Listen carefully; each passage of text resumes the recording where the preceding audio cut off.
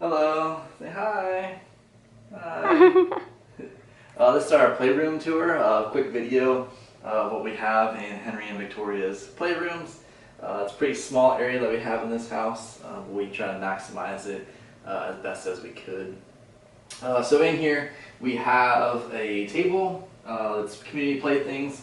This is all kind of stuff that you would find normally in a preschool. The biggest thing is the material that's made out of is extremely washable and cleanable.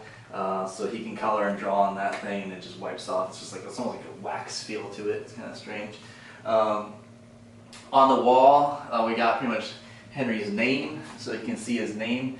If you need to start visualizing what their name looks like, we got to put one up there for Victoria. We've got number of the week, kind of like a Sesame Street type of thing, where you get the number of the week and you can change it. So not only is it just the number of the week, but also what is related to that number. So you got the pennies, number for one, number one fan, and you can just change that up so you can kind of start correlating things and start using them in their appropriate context. An art wall, so we will change Henry's artwork that he's been doing out on there, so he can help build his memory and stuff, short-term, long-term memory. If he can start seeing stuff that he's made before in past projects, then he can start remembering that and then making more projects. This is just a computer desk, but we have on here children's CDC. The CDC, the Centers for Disease Control, puts out these milestones. So we had this one up here that was 9 months for Victoria. Now it's just a 1-year-old. We just updated it recently. So you go through and you check mark those.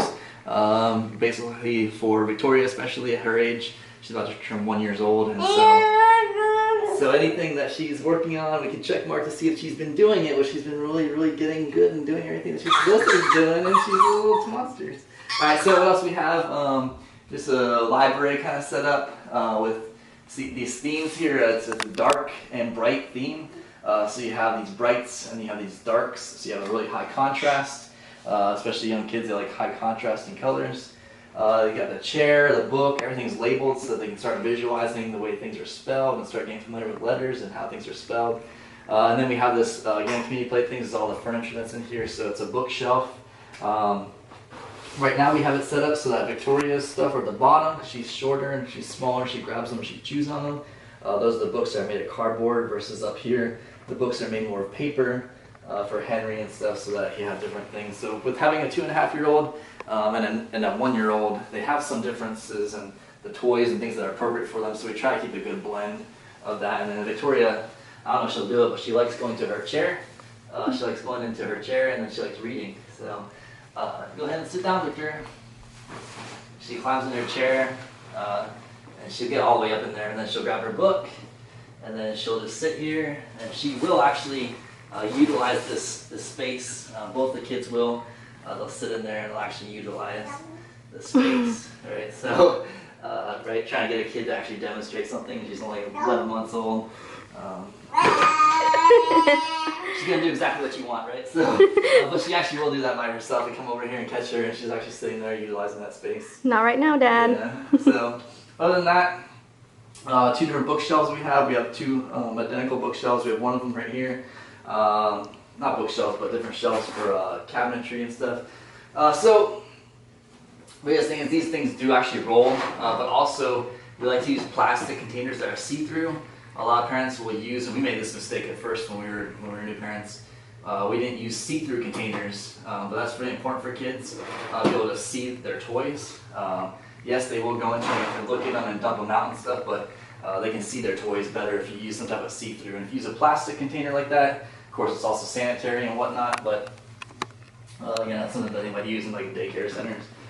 You've got another one over there, another bookshelf. Again, it's just an assortment of toys.